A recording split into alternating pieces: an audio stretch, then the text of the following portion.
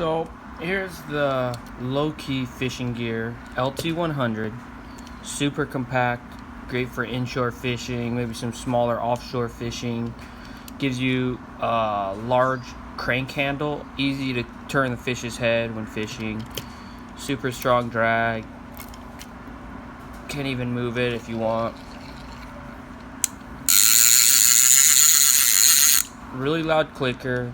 You can adjust your cast control right here, so easily you could slow your spool down, or you can easily adjust it so it spins a lot faster. 4.9 gearing, able to pretty much pull in just about anything. 9 ball bearings, 2 anti-reverse, clean look. They also do sell an EVA handle if you do not like the metal ball handle. I think both are great, just depending on what you prefer. The warranty's great.